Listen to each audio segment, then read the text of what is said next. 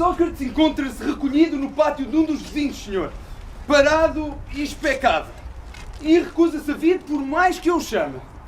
Estranho o que me contas. Mas tu desistes assim e não voltas a chamá-lo?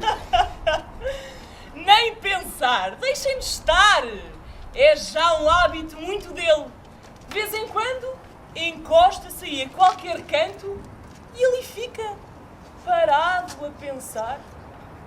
Mas pelos meus cálculos deve já estar a chegar. Ele hoje, aliás, apraltou-se todo para o jantar. Quando o encontrei, vindo ainda fresco do banho, e trazia coisa raríssima, umas sandálias todas luxuosas. Não há de deixar de vir depois de tantos preparos. Assim faremos, se o achas melhor. Quanto a nós, rapazes, vamos ao nosso festim. Escravo, serve-nos a bebida. Agaton, sei que ainda está longe, mas já tens algum tema pensado para a próxima peça? Oh, Erixímaco, ainda falta tanto tempo. Ele quer é saber se o Agaton ganha outra vez, para haver nova festa e mais vinho. Ele é médico, quase não toca no vinho. Ah, mas hoje justifica-se. Proponho um brinde à tragédia. Ah, um brinde.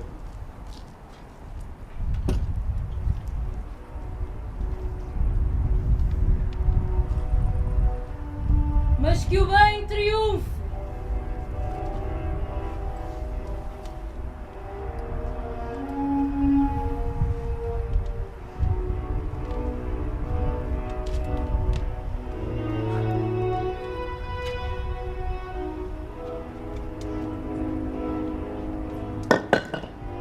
A tragédia. A tragédia!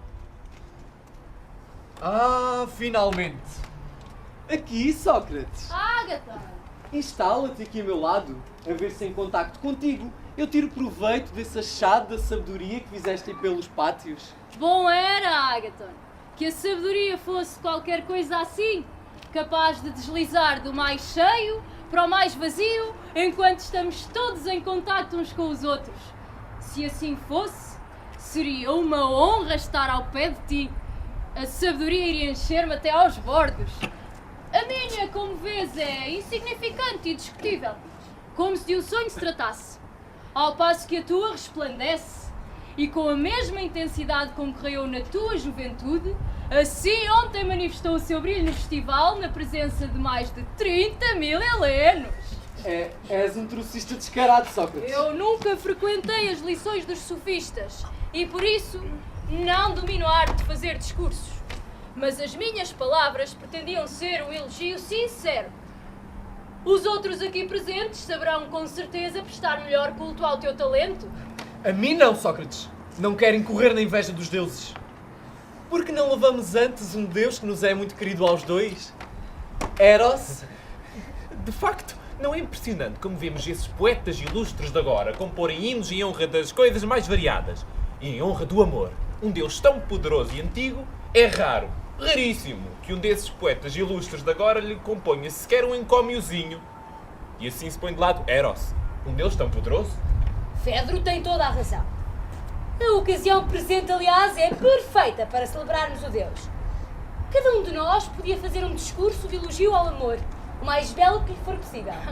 Ninguém vai votar contra a tua proposta, Erixímaco. Não seria de certo eu a rejeitá-la. Ora, eu que professo nada mais saber a não ser do amor. Fedro que comece, portanto, o seu elogio e que o faça o mais belo que lhe for possível. Bem, há pouco exagerei nas minhas queixas sobre ninguém louvar o amor. De facto, quanto ao discurso que vocês pretendem, julgo que estou em excelente forma para o dar. É que ainda anteontem, aliás, tive uma discussão interessantíssima com o Sócrates, onde eu lhe fiz um discurso notável. Meu querido Fedro! Sócrates! Mas para onde vais tu? Vou passear por fora das muralhas. Estive desde manhã com Ulisses, o filho do Céfalo. E agora decidi ir dar um passeio pelos campos, porque, segundo o que diz o Erixímaco, é muito mais revigorante assim do que na cidade. E em que é que tu e o Ulisses se entretinham? Deixa-me adivinhar. De certeza que ele te brindava com um verdadeiro festival de discursos, ou não? Temos por nós, não sei muito bem como, a falar sobre o amor. O Lísias leu-nos um discurso dele em que argumentava que devemos agradar de preferência não a quem nos ama e sim a quem não nos ama. Que homem tão perspicaz! Bem, com isso que acabas de dizer, deixas-me com tanta vontade de te ouvir que nem que vás a pé até às 7 portas de Tebas e voltes, ainda assim, meu querido amigo, hei de ir atrás de ti. Por quem sois, meu querido Sócrates? Julgas-me capaz, ignorante como sou, de evocar de cor o discurso que o Lísias inventou após tanto tempo de estudo? Então me falta comer muita azeitona. Oh, Fedro! Se eu não conheço Fedro, então perdi também a consciência de mim próprio. Sei muito bem que esse Fedro, ao ouvir um discurso de Lísias, não faria uma só vez, não! Iria até ao ponto de lhe tirar das mãos o rolo do próprio discurso e examinaria as partes que mais lhe interessasse rever. Depois, quando o soubesse de cor, é essa a minha opinião, juro pelo cão, iria então para fora das muralhas para se exercitar a declamá-lo. Quando encontra um doente por ouvir discursos e exortado por esse pobre apaixonado a recitá-lo, faz-se rogado, como se não for isso mesmo que desejava. Vá, Fedro, diz-lhe que se deixe de manhas e despacha-te. Entretanto, desviemos do caminho e sigamos ali ao longo do rio. Depois encontraremos um local sossegado para descansar.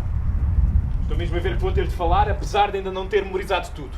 É que estou mesmo a ver que tu não me largas antes que eu faça o esforço para me lembrar do discurso todo tintim por tintim. Sim, minha joia. Depois de me teres mostrado isso que tens aí debaixo do manto, na mão esquerda, está-me a parecer que é o rolo do discurso. Não vou deixar que andes a exercitar a tua oratória à minha custa. Vamos, mostra-me lá. Para, Sócrates, frangalhaste a esperança que eu tinha de me exercitar em ti. Mas onde é que queres sentar para o leres? Sim, pode ser ali. Há uma brisa fresca, o relva também para nos estendermos ou sentarmos, se quisermos. Belo local. Que belo local para descanso. Feito como a fresca fonte rega as flores. Posso até comprová-lo com o pé. Deve estar consagrado a algumas ninfas, não achas? E esta melodia, estival e clara, que ressoa com o cor das cigarras. Um estrangeiro não podia ter melhor guia do que tu, meu querido Fedro. Nem diria que és desta terra, até diria que és estrangeiro. Espera aí. Tu nunca te ausentaste da cidade, pois não? Nem sequer saíste fora das muralhas. Perdoa, meu caro, mas eu gosto de aprender. Ora, os campos e as árvores nada me podem ensinar. Apenas os habitantes da cidade o podem fazer. Tu, porém, pareces ter descoberto o remédio para me fazer sair. Em qualquer caso, uma vez chegares a este sítio, parece-me bem sentar. Empresta-me um livro.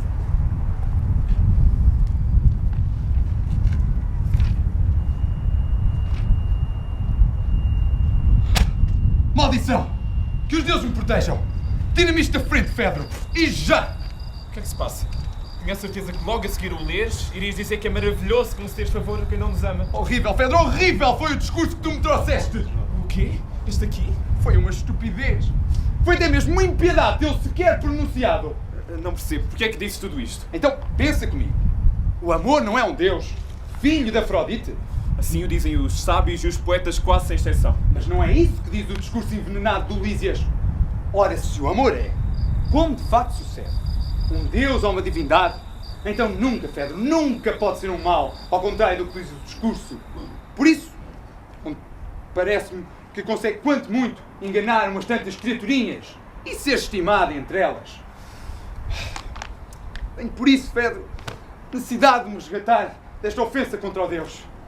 Este Zicro, como sabes, depois dos deuses o terem cegado por ter insultado Helena num poema, salvou-se com um contrapoema em que retirava tudo o que antes tinha dito sobre ela. Porque é que tu não tentas a mesma coisa? Há muitas formas, Fedro, de um homem se resgatar de uma ofensa assim contra o Deus. Mas não me parece que essa seja a mais indicada para mim. Lembra-te que eu nunca me dediquei às musas. E, para além disso, não tenho jeito nenhum com as palavras, como estás a ver. De que modo, pois, é que eu poderia apaziguar a divindade? Acabas de cair na mesma armadilha que me disseste, meu querido. Não me obrigues a fazer o mistério de comediantes grosseiros, a ti e a mim, daqueles que trocam os papéis à vez. Portanto, não me faças usar as tuas palavras de há bocadinho. Oh, Sócrates, se eu não conheço Sócrates, Então perdi também a consciência de mim próprio. E ainda, ele deseja falar, mas faz sugado. Pois fica sabendo que não te deixarei ir embora antes que me contes tudo aquilo que possuis dentro do teu peito. Olha à tua volta. Estamos sós, num lugar isolado, e eu sou mais forte e mais novo. Não queres ter de falar à força se podes falar de boa vontade. Falarei, sim, mas não para responder às suas provocações tolas, mas porque tenho respeito pelo amor em pessoa. E por isso desejo vivamente lavar os meus ouvidos de água salobra com um discurso de água límpida. E entretanto, aconselho a Lísias que escreva o mais depressa possível um discurso em que recomendo conceder favores a quem ama e nunca a quem não ama. Vinde, ó musas melodiosas, vinde e ajudai-me neste canto.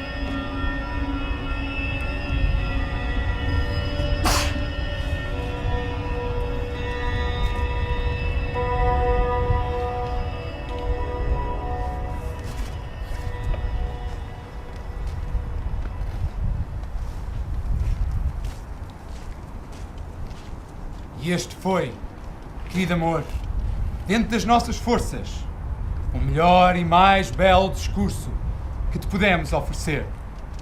Concede-nos o teu perdão para o discurso que há pouco lemos, se ousámos passar os olhos pelas blasfémias que dizia a teu respeito, culpa Lísias, o seu autor, e impede-o de voltar a escrever tais maldições contra ti.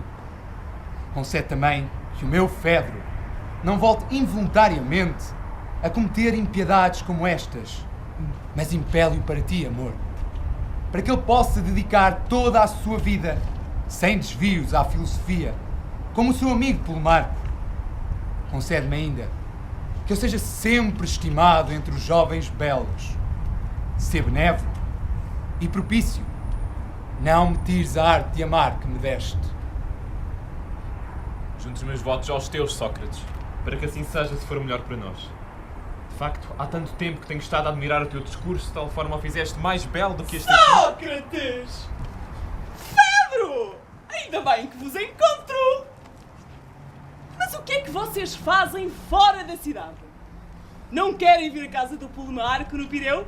Eu prometo que ele vos arranja um bom jantar e um ótimo serão! É, não é, Polimarco? Bem, obrigado, Trasímaco, mas nós íamos agora mesmo pôr a caminho de regresso à cidade. Antes disso, podes dizer-me quantos somos nós? 1, 2, 3, Exatamente! E vocês? 2. Agora tens duas hipóteses. Ou conseguem ser mais fortes que eu, o Pródigo e o Polimarco, ou têm de vir connosco. Bem, ainda nos resta uma possibilidade. Podemos persuadir-vos a escutarem-nos. Serás capaz de me persuadir se eu não te ouvir? Não há nada a fazer, Sócrates. Bem, se assim te parece, assim se faça.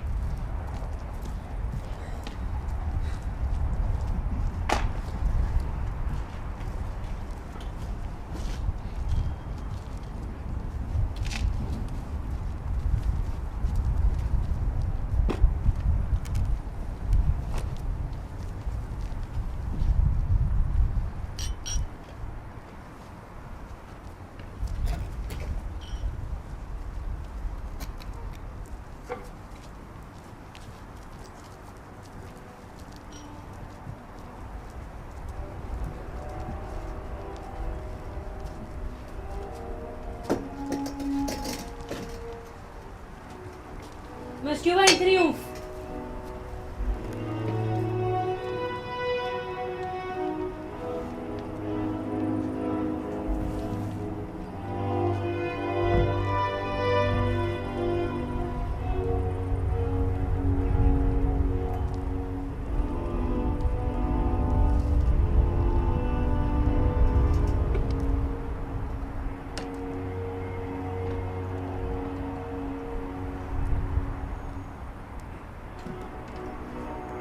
Sócrates! Céfalo. Bons olhos te vejam. Devias vir cá mais vezes visitar-me. Fazes-me muita falta. E, à medida que vão murchando para mim os prazeres físicos, aumenta-se-me o prazer da conversa. Também eu tenho muito prazer em conversar com pessoas mais velhas que eu, Céfalo. Sou da opinião que devemos de informar-nos junto de vocês, como de pessoas que foram à nossa frente, num caminho que talvez tenhamos de percorrer. Teria até gosto em te perguntar qual é o teu parecer sobre o assunto. A velhice é uma parte gostosa da existência. Tu bem sabes, Sócrates, que quando um homem se aproxima daquela fase da vida em que pensa que vai morrer, e sobrevém o temor e a preocupação por questões que antes nem sequer lhe vinham à mente. E começa a pensar se cometeu alguma injustiça para com alguém. Aquele que encontrar na sua vida muitas injustiças, atemoriza-se, despertando muitas vezes no meio do sono, como as crianças. Porém, um homem que não ludibriou ninguém, nem mentiu, mesmo involuntariamente, nem ficou a dever dinheiro aos homens, ou sacrifícios aos deuses, um homem que cumpra com tudo isto, ó Sócrates, talvez esse leve uma velhice calma e tranquila. A tua sabedoria é tremenda, Céfalo. Mas quanto à justiça, diremos assim simplesmente que ela consiste em restituir as coisas? Ou diremos antes que restituir as coisas é umas vezes justo, outras injusto? Dou-te um exemplo. Se alguém tomasse uma arma de um amigo em perfeito juízo e este, tomado de loucura, lhe a reclamasse, toda a gente diria que não seria justo restituir-lhe, nem tampouco dizer toda a verdade a um homem neste estado. Não é? Pois, Portanto, a definição de justiça não é dizer a verdade e restituir-se o que se tomou. Claro que é, Sócrates. Se na verdade se deve dar crédito ao poeta Simónides. bem, eu entrego-vos a discussão, pois tenho já tratado o sacrifício. Tenho um galo para oferecer ao Deus. Eu sou teu filho e sou teu herdeiro. Eu continuo a discussão. Está bem, meu filho. Está bem. Explica então, tu que és o herdeiro da discussão, o que é que afirmas que Simónides disse tão acertadamente acerca da justiça? Que é justo restituir a cada um aquilo que se lhe deve. E parece-me que o diz bem. Sem dúvida não é fácil deixar de dar crédito ao poeta Simónides. É um homem sábio e divino. Mas é evidente que não se refere ao exemplo. Manifesto. Mas é manifesto que não se refere ao exemplo de que há pouco falávamos. De restituir a um louco aquilo É um desvairado. O louco é o possuído pelo Deus.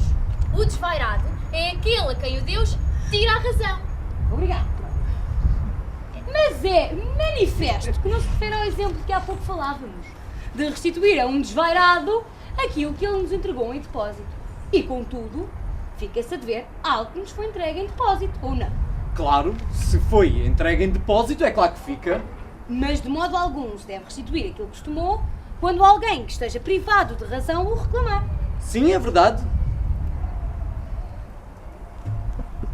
Por exemplo, compreendo o que queres dizer.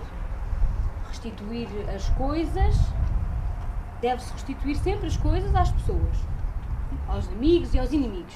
Mas é seguramente outra coisa, por Zeus. Ah, O parecer dele é que aos amigos se deve fazer o bem. Opinião. Parecer é dos tribunais. A opinião dele é que aos amigos se deve fazer o bem, nunca o mal. compreendo. Entregar o ouro a uma pessoa, se essa entrega lhe for prejudicial, e se forem amigos aquele que recebe e aquele que restitui, isto não é coisa justa. Não é isto que afirmas que Simónides quis dizer? Mas não foi isso que ele disse. E então? E aos inimigos? Deve restituir-se aquilo que acaso lhes devemos? Sem dúvida alguma. Restituir-lhes aquilo que se lhes deve, o mal. É, portanto, bom fazer bem aos amigos e mal aos inimigos. Exatamente. É então próprio de um homem justo fazer também mal. Sem dúvida alguma. Deve sempre fazer mal aos inimigos. Certo. Mas diz-me, quando fazes mal a cavalos, eles tornam-se melhores ou piores? Mas o que é que isso tem a ver? Responde. Ora, piores?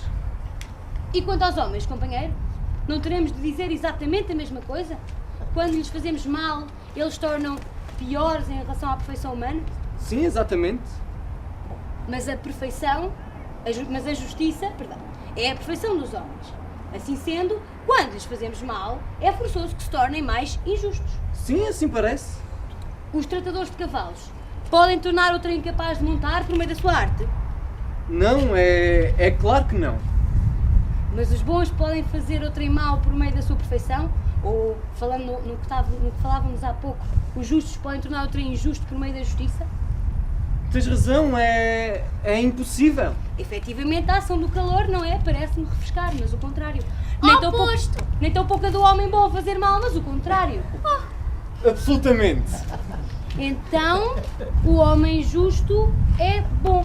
Pois, assim parece. Logo pelo marco, fazer mal não é a ação de um homem justo, quer seja um amigo, quer seja qualquer outra pessoa. Mas, pelo contrário, é a ação de um homem injusto. Parece-me inteiramente verdade o que dizes, ó Sócrates. Portanto, se alguém disse que a justiça consiste em restituir a cada um aquilo que lhe é devido, e com isso quiser significar que se deve fazer bem aos amigos e mal aos inimigos, quem assim falar não diz a verdade. Claro. Chegados a este ponto, uma vez que o justo e a justiça não eram nada disto, que outra coisa poderá dizer-se que são? Mas o que é que tu estás para aí a palrar há tanto tempo, ó Sócrates? E vocês os dois, porquê que se estão a armarem tão simplórios a ceder lugar uma outra vez? Tu, se queres mesmo saber o que é justiça, não te limites a interrogar, nem a refutar quem te responde. É muito mais fácil perguntar do que responder. Diz-me lá, para ti, o que é a justiça? Ai, não me venhas dizer que é conveniência, ou dever, ou a azeitona. Outra cima, que não te zangues connosco. Se cometemos algum erro na discussão, tanto ele como eu fica sabendo claramente que foi involuntário. Pois não julgues que, se estivéssemos em busca de ouro, cederíamos um lugar um ao outro à vez na pesquisa, arruinando tudo. Agora que buscamos a justiça, um bem muito mais precioso que todo o ouro, seríamos tão insensatos que cedêssemos um lugar um ao outro em vez de nos esforçarmos para desvendar. Não temos forças para tanto. Por isso tem compaixão de nós e não te irrites. Cá está a célebre ironia socrática. Eu bem sabia que te havias de esquivar a responder, que te fingirias de ignorante e que farias tudo quanto há para não responder se alguém te interrogasse. Vais dar uma das respostas que eu te proibi? Mas, meu excelente amigo, como é que uma pessoa há de responder se primeiro nada sabe e declara não saber e segundo, ainda que julgue saber alguma coisa, lhe foi interdito dar qualquer uma das respostas que entende? Tu é que me parece que devias falar, visto que sabes e tens que dizer? Ouve então. Afirmo que a justiça não é outra coisa senão a conveniência do mais forte. Ora, não é o governo que detém o poder em cada um dos Estados? Exatamente. Certamente que cada governo estabelece as leis de acordo com a sua conveniência. A democracia, leis democráticas, a monarquia, leis monárquicas e assim por diante. Uma vez promulgadas estas leis, fazem saber que é justo para os governos cumprirmos estas mesmas e castigam os transgressores, pois está claro, cometeram uma injustiça ao violarem a lei. Ora, aqui tens, meu excelente amigo, aquilo que eu quero dizer ao afirmar que há um só modelo de justiça em todos os Estados, o que convém aos poderes constituídos. Ora, estes é que detêm a força, de onde resulta, para quem pensar corretamente, que a justiça é a mesma em toda a parte, a conveniência do mais forte. Não mantens que obedecer aos que governam é ato de justiça? Sim, senhor. E os governantes em cada um dos Estados são infalíveis ou capazes de cometer algum erro? Certamente que são capazes de cometer algum erro. Portanto, quando experimentam formular leis, formulam umas bem e outras mal. Eu julgo que sim.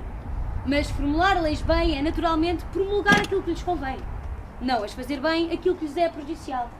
O que quer que digam, porém, tem de ser feito pelos seus súbditos e isso é que é a justiça. Era isto que querias dizer, Trazima? Era precisamente isso. Segundo o teu raciocínio, não só é justo cometer atos vantajosos aos governantes, como também, inversamente, aquilo que lhes é prejudicial. O que é que tu queres dizer com isso? Não assentamos que os governantes, ao prescreverem certos atos aos seus súbditos, por vezes se enganam no que lhes é mais vantajoso a eles?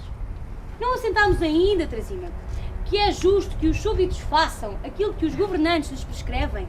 Não foi isto que assentámos? Sim, foi isso. Tem presente, portanto, que concordaste que é justo cometer atos prejudiciais aos governantes quando eles, involuntariamente, tomam determinações inconvenientes para si próprios. Ora, pois, ó sabitíssimo Trazima, não será forçoso que daí resulte que é justo fazer o contrário do que tu dizes? Pois não há dúvida que se prescreve ao mais fraco que faça o que é prejudicial ao mais forte. Estás a discutir má-fé, Sócrates. Chamas, por exemplo, médico àquele que se engana relativamente aos seus doentes pelo facto de se enganar com os doentes? Ou chamas hábil calculador àquele que se engana nos seus cálculos precisamente por esse erro? Parece-me que são formas de dizer que usamos, de que o médico se enganou, ou o calculador, ou até o mestre-escola, quando na realidade, na medida em que lhes damos cada um destes nomes, eles jamais erram. De maneira que, se como pródigo ali gostas de falar com precisão, nenhum artífice se engana. Erra! Enganar a outras pessoas e de propósito. Ó pródigo, vai para os corvos! Efetivamente, só quando o seu saber o abandona é que quem erra se engana. E nisso não há de ser um artífice. E então parece-te que estou de má fé. Sei muito bem que sim, mas não me passam despercebidas essas tuas manobras batuteiras. E desde que não me apanhes de surpresa, não serás capaz de me dominar na argumentação. Tampouco queria tentá-lo, afortunado homem. Mas para que não nos torne a acontecer uma coisa assim, define lá à maneira de pródigo. O que é que entendes por governante e por mais forte? Esse que, sendo mais poderoso, é justo que o mais fraco sirva. Quero significar governante no sentido mais restrito do termo. Perante isto, está à vontade para te pôres de má fé. Eu não te peço misericórdia e tu não serás capaz. Julgas-me tão delirante que tento fazer a tosquia de leão armando uma encarapau de corrida contra a Trazima? Pois ainda agora tentaste, embora também nisso pouco valhas. Bom, basta destas questões. O médico, no sentido rigoroso que há pouco definias. Esse é o objetivo, ganhar dinheiro ou tratar os doentes. Ganhar. Certo ao médico de verdade. Tratar os doentes. Ora bem vês, nenhum médico, na medida em que é médico, procura ou prescreve o que é vantajoso ao médico, mas o que o é ao doente. Portanto, Trazima, nenhum chefe, em qualquer lugar de comando, na medida em que é chefe, procura ou prescreve o que é vantajoso a si mesmo, mas o que o é ao seu subordinado, àquele para o qual exerce a sua profissão. E é tendo este homem em atenção e o que lhe é vantajoso e conveniente que diz o que diz e faz o que faz. Diz-me lá, Sócrates, tu tens uma ama? Não é melhor responderes do que estás com questões destas? É que ela não reparou que tu estás ranhoso e não te zoa quando tu precisas. Aliás, ela nem sequer te soube ensinar a distinguir as ovelhas dos pastores. Não percebo onde é que queres chegar. Juro que não percebo. É que tu ainda julgas que os pastores e os boieiros velam pelo bem das ovelhas e que as engordam e tratam delas com outro fim em vista, que não seja o bem dos patrões ou o próprio. E mesmo os que governam os Estados, aqueles que governam de verdade, supões que as suas disposições para com os seus súbditos são diferentes das que se têm pelos carneiros e que velam por outra coisa dia e noite que não seja tirarem proveito deles. E és tão profundamente versado em questões de justo e justiça, de injusto e injustiça, que desconheces que a justiça e o justo são um bem alheio, que na realidade consiste na vantagem do mais forte e de quem governa, e que é próprio de quem obedece e serve ter prejuízo, enquanto que a injustiça é o contrário, e é quem manda nos verdadeiramente ingênuos e justos.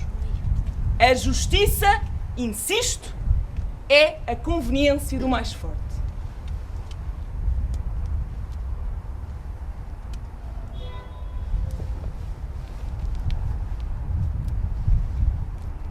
E tu, Sócrates, és profundamente inconveniente.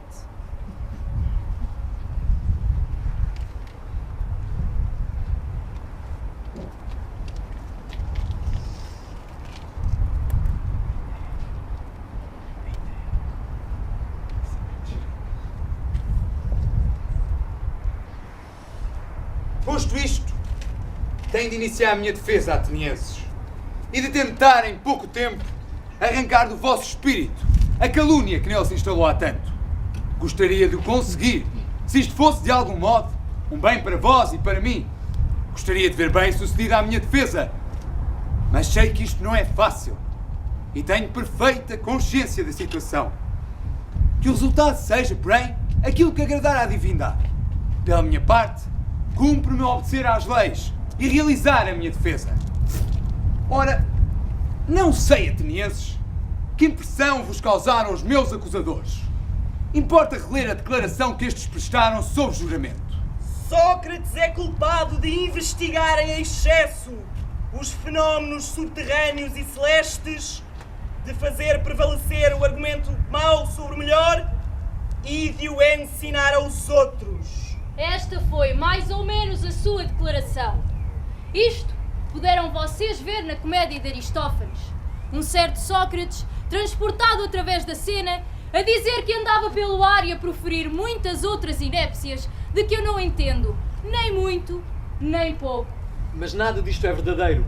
Tampouco aquela afirmação que tendes ouvido, de que me ocupa instruir as pessoas a troco de dinheiro. A verdade, atenienses, é que eu não conheço nada destas matérias. Perguntará, talvez um de vós, mas afinal, Sócrates, qual é que é a tua ocupação? De onde é que terão nascido estas calúnias? É que se a tua conduta não tivesse nada de excepcional, não tinhas adquirido esta fama. Estas palavras parecem perfeitamente razoáveis. Por isso, vou tentar explicar-vos o que deu origem a esta calúnia. Escutai! Conheceis, evidentemente, Querofonte. Ora, quando ele um dia foi a Delfos... Peço, por favor, atenienses, que não comeceis já a bradar contra o que eu vou dizer. Perguntou se havia alguém mais sábio do que ele. A sacerdotisa do oráculo, a Pítia, disse-lhe que não havia ninguém mais sábio. Ao ouvir as palavras do oráculo, fiz comigo a seguinte reflexão. Que quererá dizer o Deus? Sei muito bem que não sou sábio, nem muito nem pouco. Que quererá ele dizer quando afirma que sou o mais sábio dos homens? Resolvi procurar um daqueles que são tidos na conta de sábios, convencido de que este seria um bom meio de vir a refutar o oráculo, de, em suma, lhe poder dizer: Este homem é mais sábio do que eu e, no entanto, tu afirmaste que eu era o mais sábio de todos. Examinando então ao longo de uma extensa conversa, fiquei com a seguinte impressão. Pareceu-me que este homem passava por sábio aos olhos da maioria das pessoas. E, sobretudo, aos seus próprios olhos. Mas que, na realidade, não o era. Tentei, por isso, mostrar-lhe que se enganava ao julgar que era sábio. Ao retirar-me, ia fazendo comigo a seguinte reflexão: Sou sem dúvida mais sábio que este homem. É muito possível que nenhum de nós saiba algo acerca do belo ou do bom, mas ele julga que sabe alguma coisa, embora não saiba, ao passo que eu não sei, nem julgo saber. E tentei depois interrogar um daqueles que passam por ser mais sábios do que ele e fiquei exatamente com a mesma conclusão. Continuei as minhas investigações, compreendendo com angústia e temor que estava a arranjar muitos inimigos, mas senti-me na obrigação estrita de não desprezar a resposta do Deus. Eis, atenienses, em linhas gerais, a impressão que me ficou. Aqueles que tinham mais fama pareceram-me quase inteiramente desprovidos dos conhecimentos essenciais quando os examinava à luz do oráculo do Deus. Outros, considerados menos importantes, estavam, entretanto, muito mais próximos de possuir a sabedoria. Estas investigações atenienses valeram-me inimizades inúmeras, tão duras e tão graves, que originaram muitas calúnias e o nome de sábio que me passou a ser aplicado. É que os que assistem a estas discussões julgam sempre que eu sou sábio naquelas matérias em que demonstro a ignorância dos outros. Tal sabedoria ateniense possuía certamente o Deus, que quis muito provavelmente dizer com o seu oráculo que a ciência do homem é de escasso ou nulo valor. Em consequência desta ocupação, falta-me o tempo para me consagrar de forma útil aos negócios da cidade e aos meus próprios. Vivo por isso em extrema pobreza, por estar apenas ao serviço do Deus. Mas sobre as razões alegadas pelos meus primeiros acusadores, bastará a justificação que vos apresentei. Tentarei agora responder ao meu primeiro acusador, Meleto. Esse homem virtuoso e amigo da sua cidade, como ele próprio diz. Tal como fizemos com os outros, comecemos por recordar a sua declaração jurada. Sócrates é culpado de corromper a juventude e de não crer nos deuses em que crê a cidade, mas em divindades novas. Aproxima-te, pois, Meleto, e diz-me: descobriste que eu corrompo a juventude e então citas-me em tribunal e acusas-me. Mas vamos ver se essa tua acusação consegue aguentar o rigor do meu interrogatório. Vamos? Diz quem é que torna melhores os jovens? Indica-o a este tribunal? Vês, Meleto, que te calas e não sabes responder? Pergunto-te mais uma vez, meu caro, quem é que os torna melhores? As leis. Mas não é isso que eu te pergunto, caríssimo. O que eu quero saber é qual é que é o homem que, baseado nessas leis de que falas, torna os jovens melhores. São os juízes que tens na tua frente, Sócrates. O quê, Meleto? Estes homens são capazes de educar os jovens e de os tornar melhores? Sem dúvida alguma. Todos ou alguns são capazes e outros não? Todos. Belo cão. Que bela resposta. Pelo cão. Pelo cão. Mas diz-me, os cidadãos que estão aqui perante nós também tornam os jovens mais virtuosos? Também tornam. E quanto aos cidadãos que compõem a Assembleia do Povo? Achas que eles corrompem a juventude ou que também eles os tornam melhores? Tornam-nos melhores. Chegamos à conclusão, ao que parece, de que todos os atenienses tornam os jovens mais virtuosos, enquanto só eu os corrompo. Era isto que querias dizer? É precisamente isso que eu digo. E assim me condenaste a uma grande desgraça. Diz-me só mais uma coisa, Meleto. É melhor viver com gente boa ou má? Responde, não te estou a fazer nenhuma pergunta complicada. Não é verdade que os bons fazem sempre algum bem aos que convivem mais perto deles, ao passo que os maus lhes fazem sempre algum mal? Exatamente. E haverá alguém que antes queira ser prejudicado do que auxiliado por aqueles com quem convive? É a lei que te obriga a responder. Haverá alguém que queira ser prejudicado? Certamente que não. Ora bem, ao acusares-me de conduzir os jovens ao mal, afirmas que o faço voluntária ou involuntariamente? Acho que voluntariamente. O quê, Meleto? Novo como tu és mais sábio do que eu, um velho, a tal ponto que sabes que os maus fazem sempre algum mal àqueles que convivem mais perto deles e os bons algum bem. E eu sou tão ignorante que desconheço que se fizer mal a um daqueles que comigo convivem, me arrisco a que ele me faça algum mal a mim, de modo que é a mim próprio que voluntariamente cometo um tão grande prejuízo. Ora, aqui está uma coisa de que não serás capaz de me convencer e creio que não serás capaz de convencer pessoa nenhuma deste mundo. Mas o facto é que ou eu não corrompo a juventude ou se o faço involuntariamente. E deste modo, tu mentes em qualquer um dos casos. E se o faço involuntariamente, não há lei nenhuma que te autorize a citar-me em tribunal por faltas voluntárias. O que tu tinhas a fazer era simples. Devias ter pegado em mim à parte para me educar e instruir, pois é evidente que uma vez educado deixarei de fazer aquilo que faço sem querer. Mas tu evitaste instruir-me, não quiseste esclarecer-me. Preferiste arrastar-me até este tribunal, onde a lei obriga a que se tragam as pessoas que precisam de castigo, não as que precisam de esclarecimento. Mas, atenienses, creio que não será necessário apresentar mais provas de que não sou culpado dos crimes que me acusa Meleto. O que aqui disse, basta. Se, todavia, me dissesseis... Sócrates, não daremos crédito às acusações de Meleto, mas só te absolvemos com uma condição: a de renunciares à filosofia. Se isto que acabamos de ouvir fosse a condição que me impusesseis para me absolver, dir-vos-ia: atenienses, tenho por vós consideração e afeto, mas prefiro obedecer aos deuses do que a vós. E enquanto me restar um sopro de vida, enquanto me restar uma réstia de energia, não deixarei de filosofar e advertir a quem quer que seja. São ordens que recebi do Deus e creio que nunca nada foi mais útil à cidade. Se me fizeres morrer, não achareis com facilidade outro homem como eu, ligado à cidade, pelo Deus. E, perdoai a comparação um bocado ridícula, como um moscardo, ligado a um cavalo grande e de boa raça, que por ser demasiado grande por causa do seu tamanho, precisa de ser constantemente espicaçado. Foi com uma missão semelhante que o Deus me entregou esta cidade, para vos educar, persuadir ou censurar a cada um de vocês, a cada hora e por toda a parte. Não será fácil, insisto, que encontreis outro homem como eu, ateniense. Por isso, se acreditardes em mim, poupar-me-eis a vida.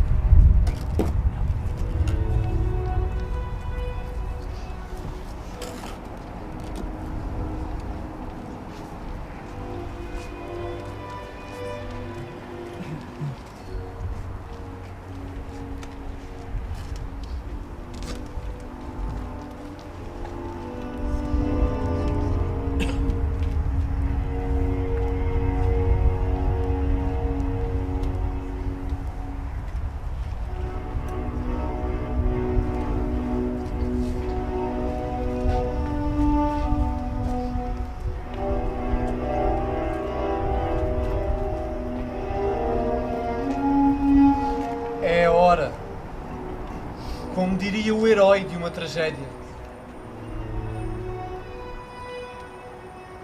É, portanto, amanhã, Fedon, que vais cortar estas belas madeixas. Assim parece, Sócrates. Bem, Sócrates, pede-nos o que quiseres a respeito dos teus filhos ou de qualquer outro assunto. O teu funeral, como queres que o façamos? À vossa vontade, desde que me segurem bem, não vai escapar-vos.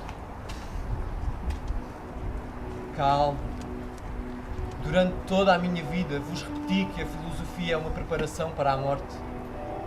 Estou certo que, depois de beber o veneno, não mais estarei convosco, mas obterei a felicidade dos bem-aventurados. Porque vos haveria eu de mentir? Uma linguagem que não é perfeita não é só uma ofensa contra si mesma. Deixa também marcas de erro na alma.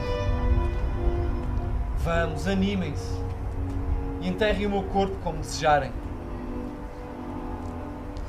Ao menos, Sócrates, não estarei a censurar em ti aquilo que censuro noutros, que se insurgem e me amaldiçoam quando lhes vêm comunicar a ordem de beberem o veneno. A ti conheci-te bem. Foste o mais excelente de quantos por aqui passaram. Foste o mais justo e foste o mais sábio. Certeza que agora também não te insurgirás contra mim, mas contra os verdadeiros culpados que conheces bem. Agora, sabes o que vim anunciar-te. Adeus. E trata de aceitar da melhor forma a sorte inevitável. A ti também, adeus. Que amável este homem. Durante todo este tempo não deixava de aqui vir. E aqui ficava por vezes a conversar comigo. Mas vamos, Criton. Tratemos de lhe obedecer. Tragam-me o veneno. Mas, Sócrates, o sol ainda está nas montanhas e não se pôs por enquanto. De resto, sei de outros que só o tomaram mesmo muito mais tarde. E antes de obedecerem à ordem, ainda comeram e beberam a seu belo prazer. Vamos. Não te apresses que ainda há tempo. Por mim é natural que não proceda como eles, pois apenas me tornaria ridículo aos meus próprios olhos com esse apego a uma vida que já deu o que tinha a dar. Portanto, trata de me obedecer.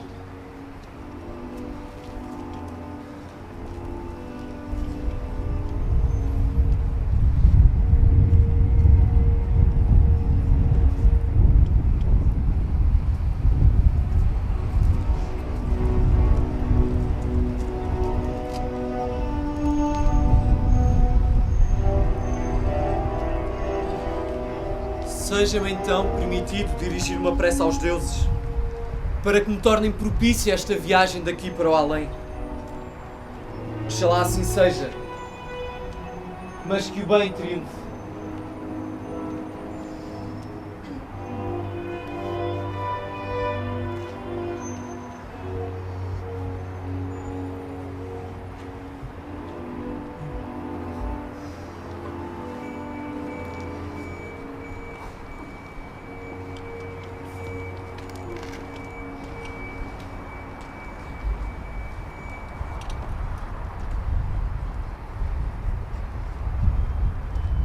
Mas o que é isto, meus caros? O que estão a fazer? Sempre ouvi dizer que se deve morrer em serenidade.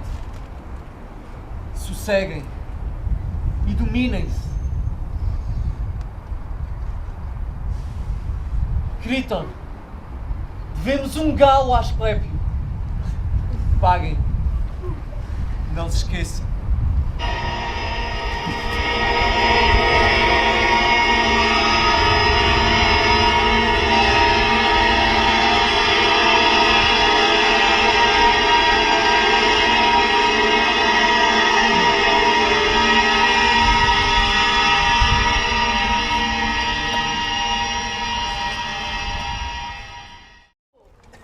Como estão todos nesta noite maravilhosa? Benzinho? Como está o senhor?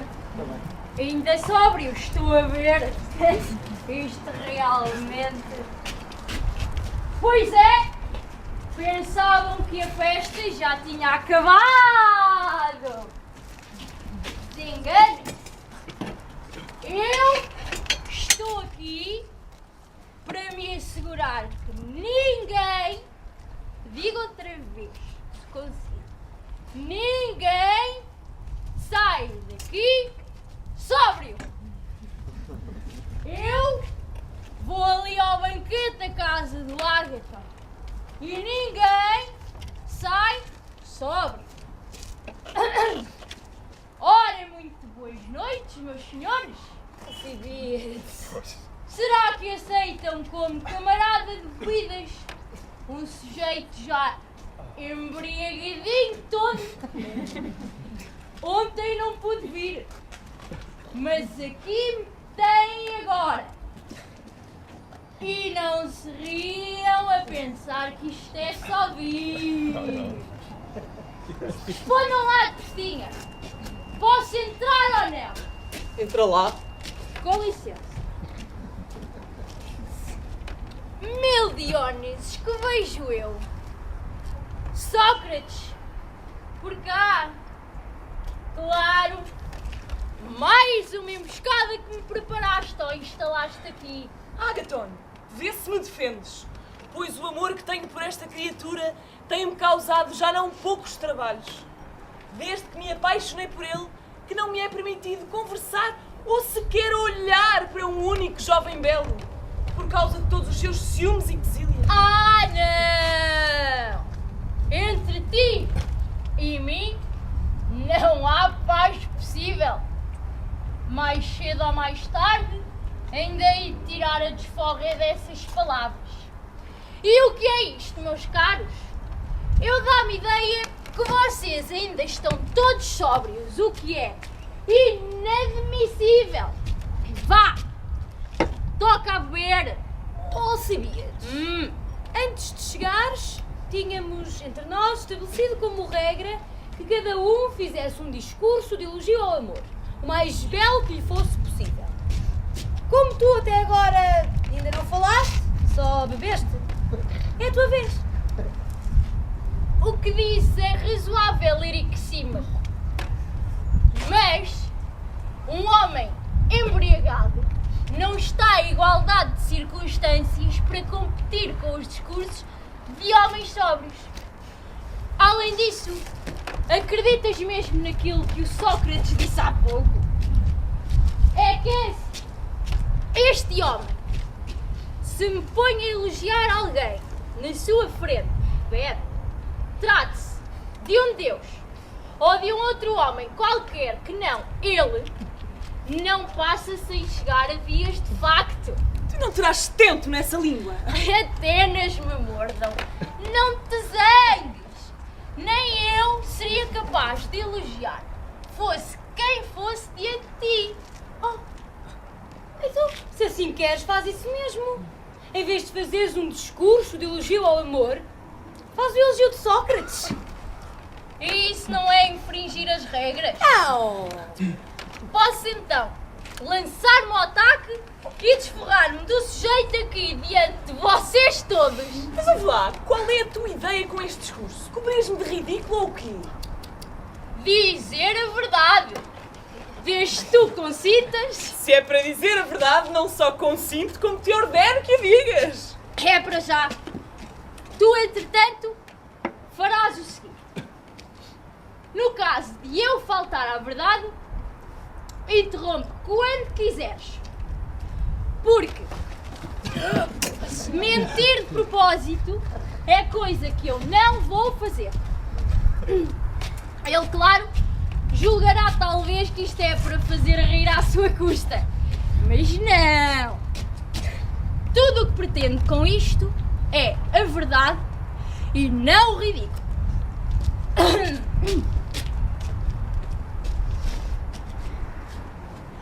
Graças ao simples poder das palavras, ele é capaz de fascinar qualquer pessoa que esteja presente.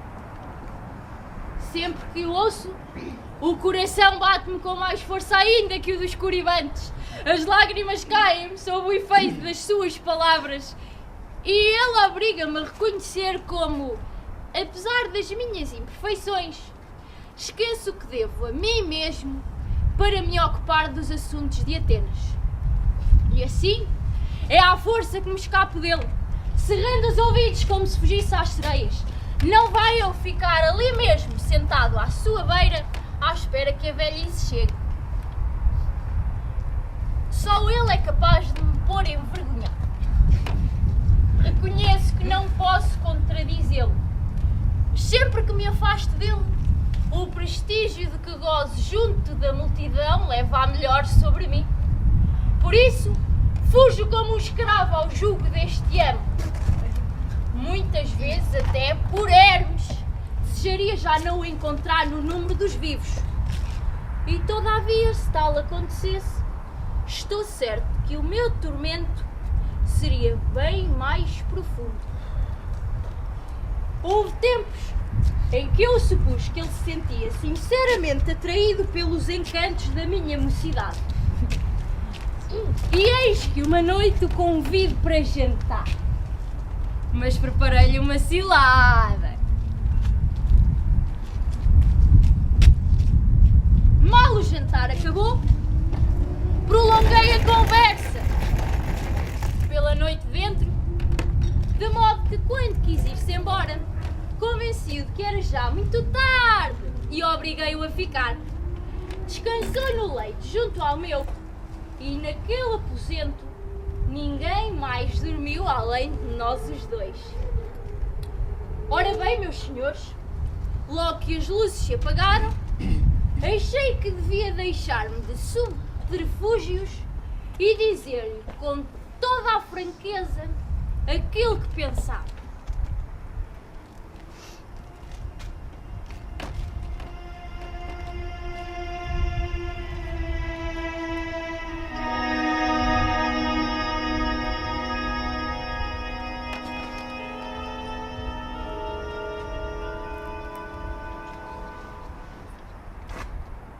Estás a dormir, Sócrates? Não estou. Sabes o que me veio à ideia? O quê? Acho que és o único homem digno de seres meu amante.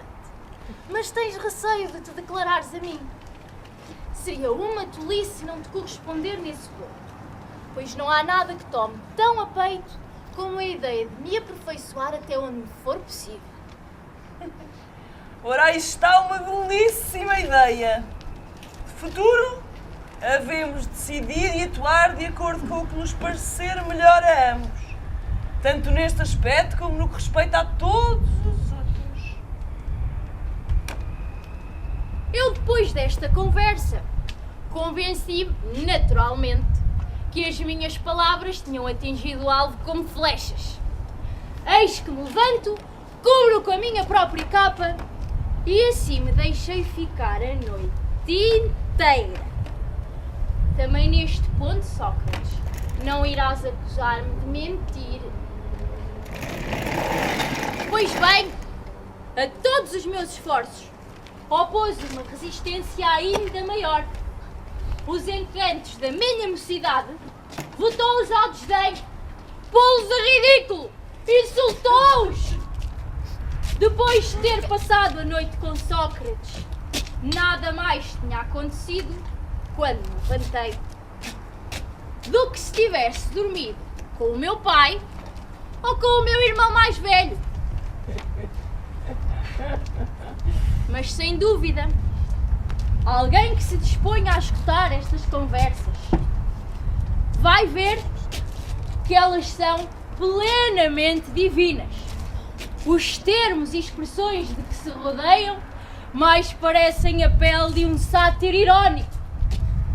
Mas alguém que as observe verá como essas conversas encerram em si as mais variadas imagens da mais alta virtude. E aí estão, meus senhores, os aspectos que têm a elogiar em Sócrates.